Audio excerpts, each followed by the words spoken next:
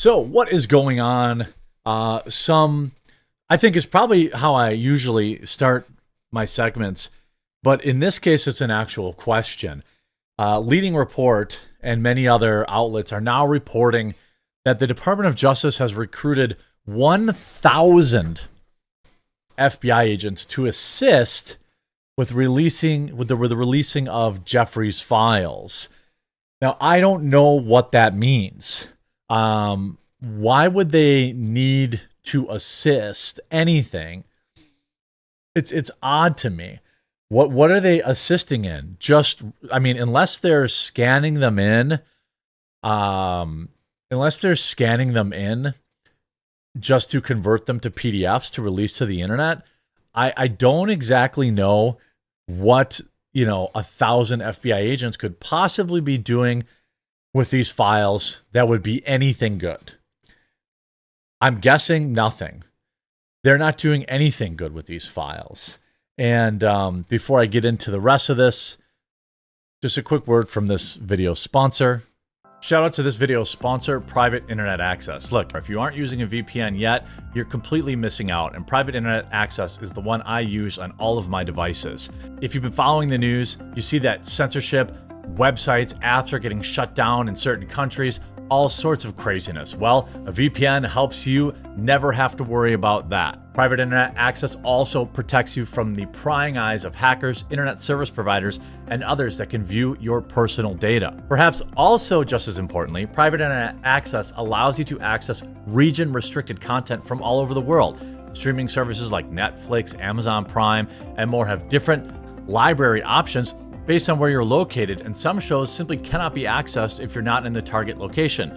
Happens to me all the time. Many sports events also have regional blackouts. Well, VPNs can be a convenient way to make sure you're getting the content that you're paying for. Private Internet Access also allows you to protect an unlimited amount of devices all at the same time, so your entire household with a single subscription.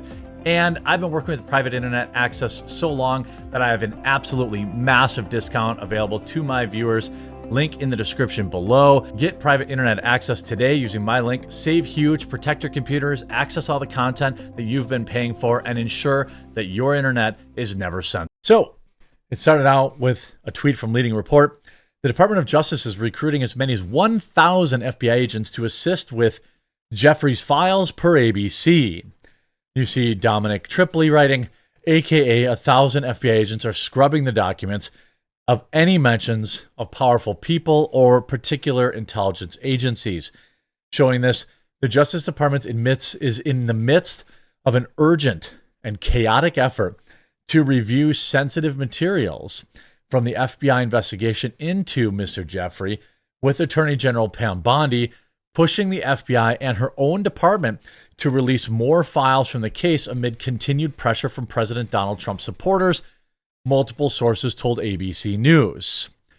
As many as 1,000 FBI agents, many of whom are usually focusing on national security matters, have been enlisted to help with the effort. Well, I don't know. I don't know what possible good could come from 1,000 FBI agents pouring through the files that shouldn't need anybody, right? It shouldn't need anybody. I've said from Jump Street that, and I know this is an unpopular opinion, but they have to be released completely unredacted. I'm saying that the victims' names have to also be left in. And let me explain why I think that. Because if you don't do that, everyone's just going to say, oh, look at this single redaction. This must be proof that it's X, Y, or Z, right? This is proof that it was the Mossad. This is proof that it was the CIA. This is proof that it was... If you redact anything, it's just going to create just any amount of doubt. It's just going to be pointless to release them. We saw this with the JFK files. Largely a nothing burger from what I have seen. And nobody really feels very good about it. Now, I will say is, Trump can't release what isn't there. And, for the most part, like, he has whatever he has in terms of, the JFK files. And I believe he released whatever he had. So as far as like the JFK files and Trump go, I'd say promises made, promises kept. Now with the Jeffrey files, I'm not exactly sure. Here you say, FBI pushes to release the files with some details on victims and witnesses left in. I think that would be, again, it gets a little dicey if somebody was under 18, this, that, and the other thing. I understand. But at least you're going to have to redact as little as possible, right? Like you can't redact entire pages of stuff because there are people out there that still believe he's alive. Remember when people like flew a drone over the island and caught that video of a guy that basically looked exactly like him, even though he was supposed to be, dead? It's wild. Officials, victims, lawyers worry sensitive information will be exposed. Trump administration's eagerness to release materials. For me, I think if my name was on that file, I would probably be okay with it because I would want it to lead to some level of justice.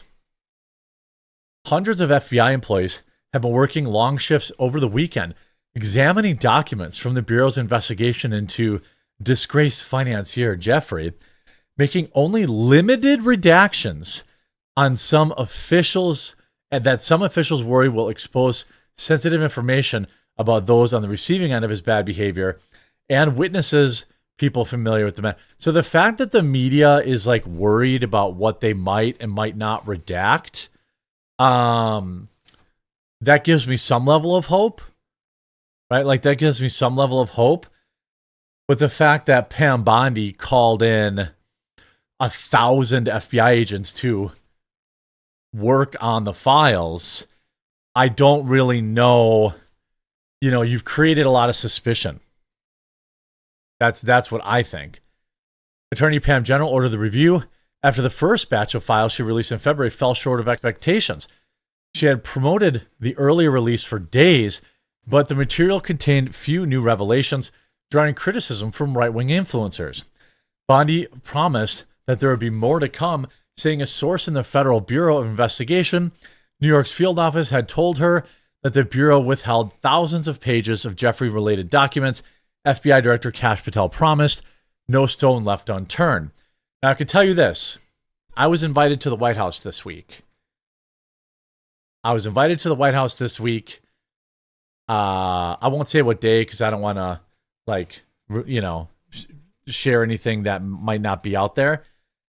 And I turned it down because even though I've never been there, even as a tourist, I'm like, I'm not going to engage in what might be Bindergate 2.0. Now, nobody told me anything. They didn't say, hey, we've got more files, this, that, and the other thing. They didn't tell me any of that. They just said, hey, we've got this opportunity. We'd like you to be on Media Row.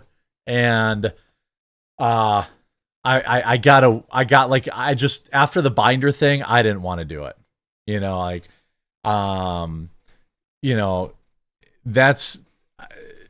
I don't know. It felt weird.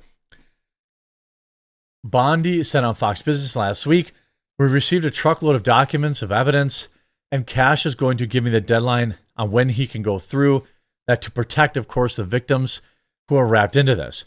Some on the right have suggested that the government's concealed information about the list of men who did the things that they did, and women, by the way, which they believe would include powerful Democrats. I believe powerful Republicans probably too.